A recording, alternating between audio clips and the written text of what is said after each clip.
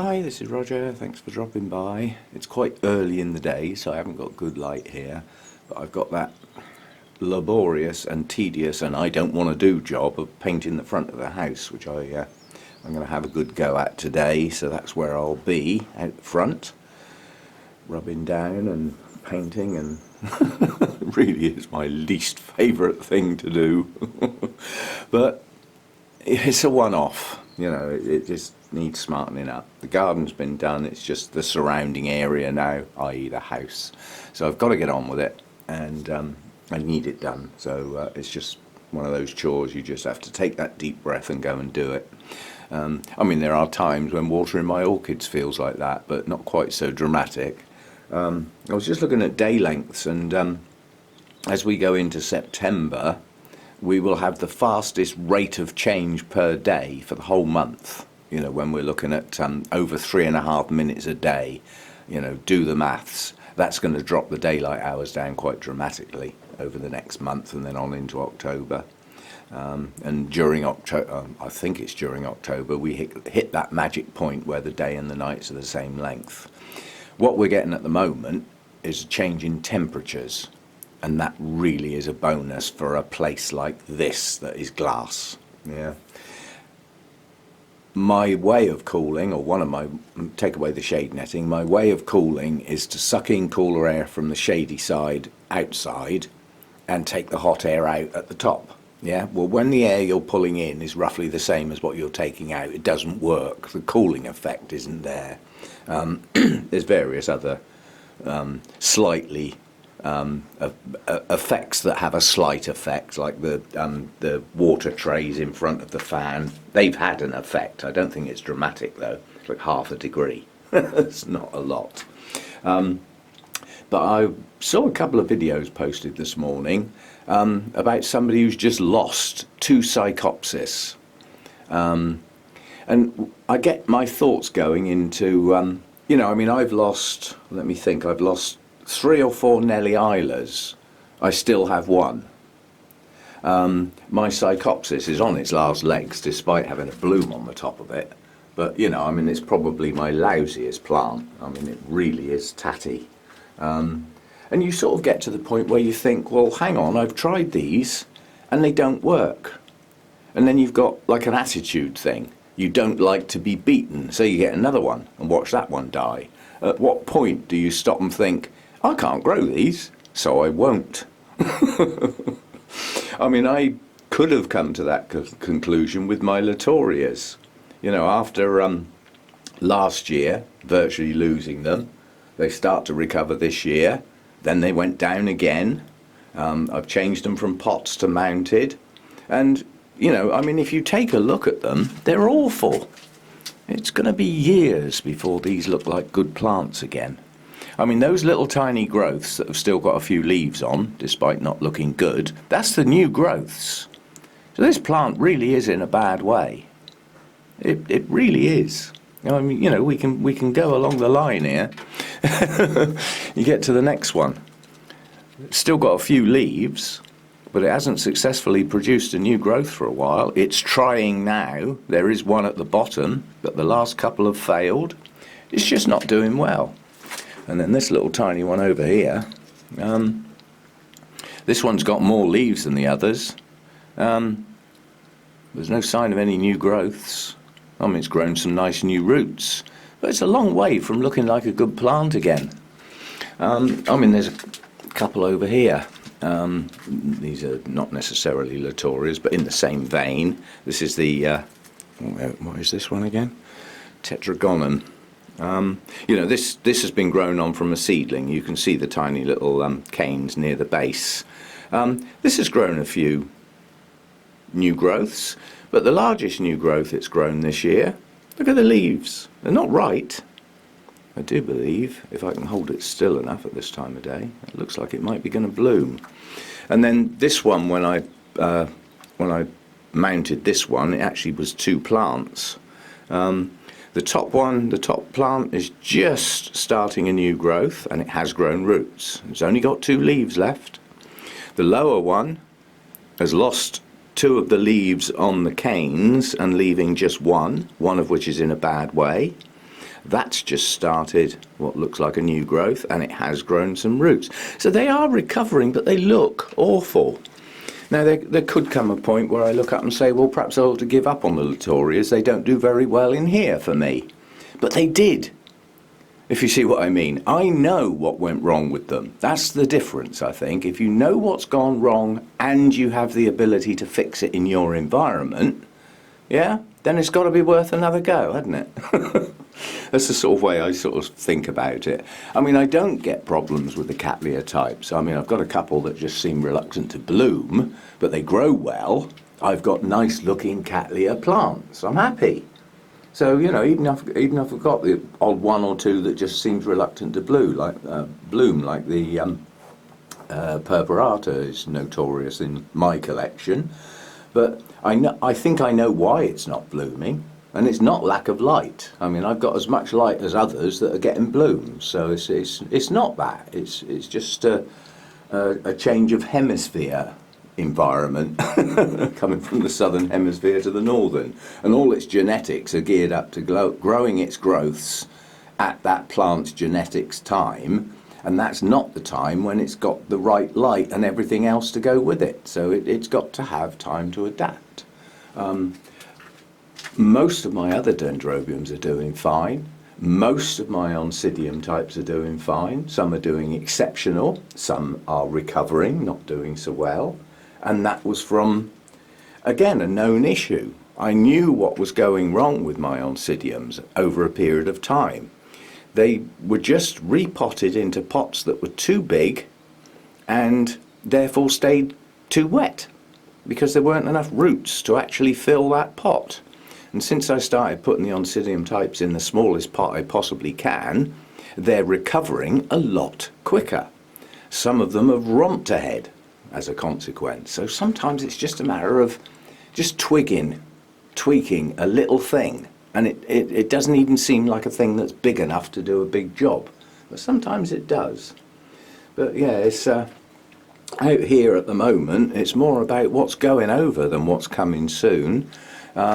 This plant over here, its blooms are tucked in there. They're going. This is my nice Oncidium varicosum rogersii. It's had its day. So I've put the spike in there to stop the pot falling over, because it just keeps falling over, basically. What's wrong with that is easy. The black shield pot that goes around the outside is too small. So it makes the whole thing top heavy. And the plant does lean over sideways. So it's fixable. Just put it in a bigger black pot. The Miltonia Sunset's been out quite a while, so it will start to go in the not too distant future, along with this nice little Miltonia. It's been out a while, but this one is a first time bloomer, so I don't know how long the blooms are going to last, you know. Things to come. Twinkles are starting to push out spikes. The Sotoanum spikes are getting longer all the time, so there's a few Oncidiums to come. Masdevallias and Draculas are living. They're doing okay, you know, given that we've had a lot of heat again lately.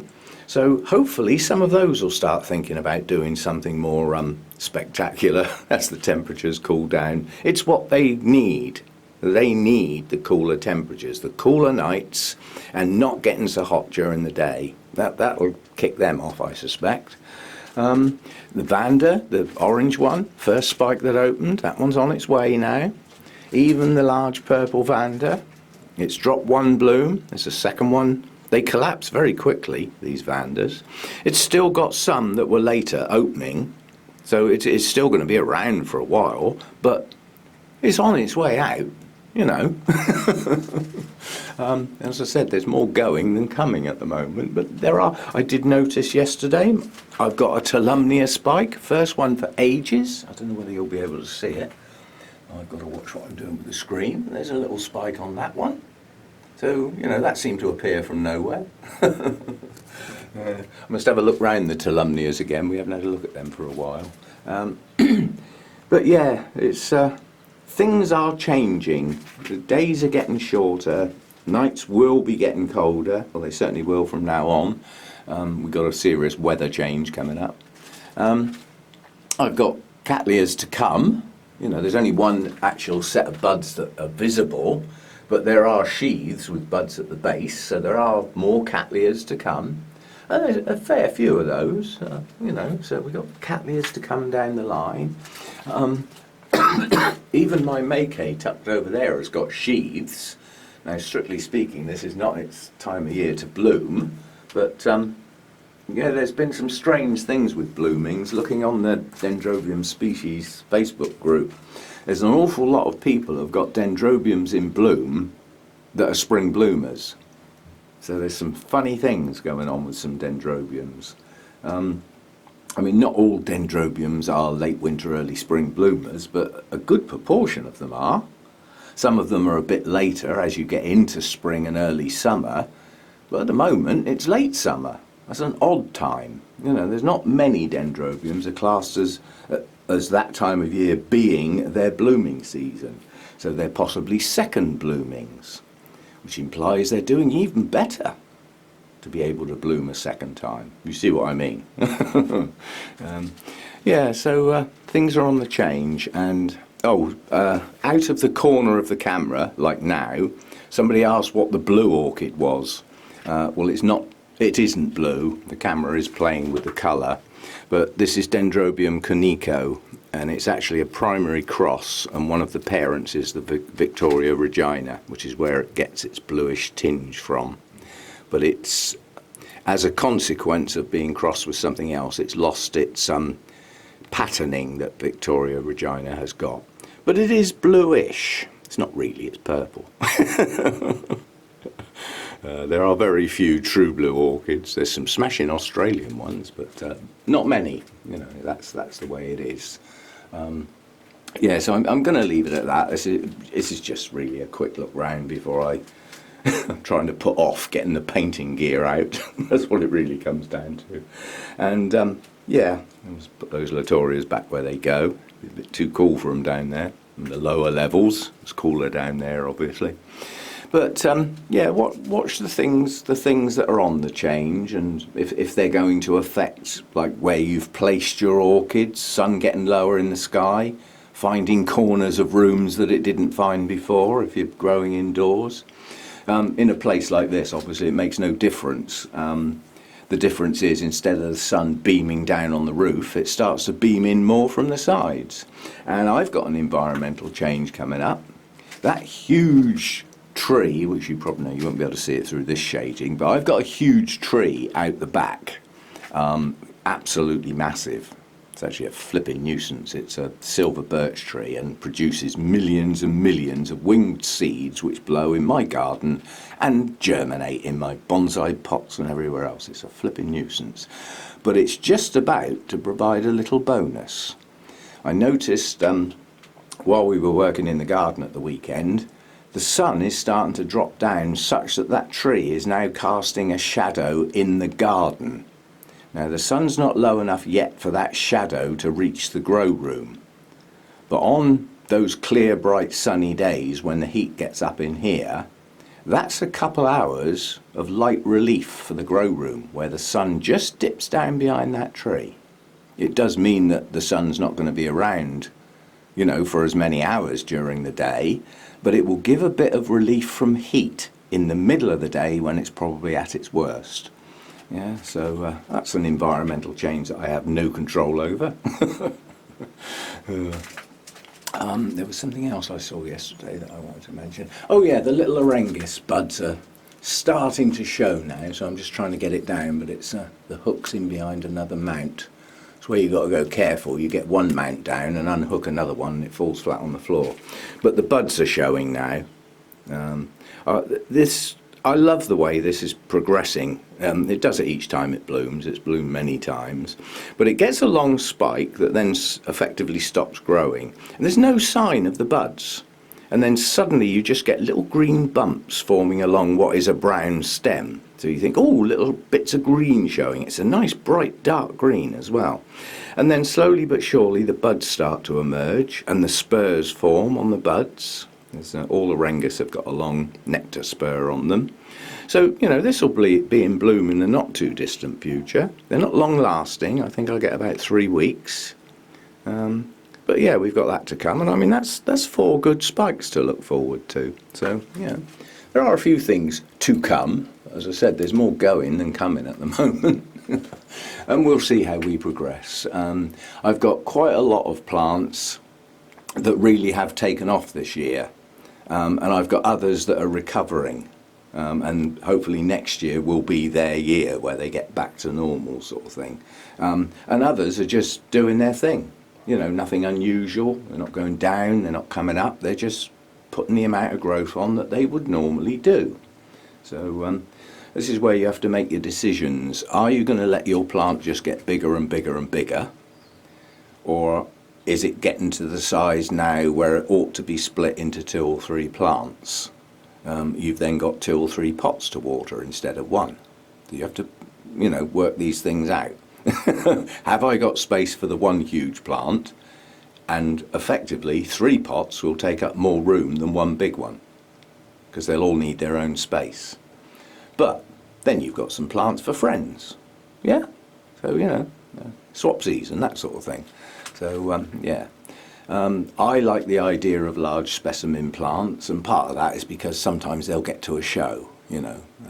Unfortunately, the shows never seem to be at the time of year that, you know, I've got good stuff going. I've got a show at the end of September, last Saturday in September. I don't think I'm going to have anything in a state to take, but we shall see. I mean, although it's a competition show and you enter your plant into its appropriate class and it gets judged against others in that class, that's the judging bit. But the Orchid Society do actually have a display as well, which is just a display of plants in bloom that are not necessarily in a good enough condition to put in the competitive element. But, you know, I may have some for that. We shall see. And then another show a couple of weeks after that. That'll be the Wessex one. And I've got my trip out on Saturday with my passengers. It's going to be a long trip, and it looks like we might get wet. The west of England on Saturday, which is where Wales is, hanging off the edge, looks like it's going to be a bit wet on Saturday, but the rain looks like it may move through during the day. So in theory it shouldn't be wet all day. We shall see. It'll be a shame if it is wet, because the grounds where the Orchid Festival is being held look absolutely stunning on the website and warrant sort of a video on its own, just looking round the grounds. But obviously in the rain that's not going to happen. I don't do rain. Anyway, I need to get on with this painting reluctantly, and I'll see you next time. Thanks for dropping by.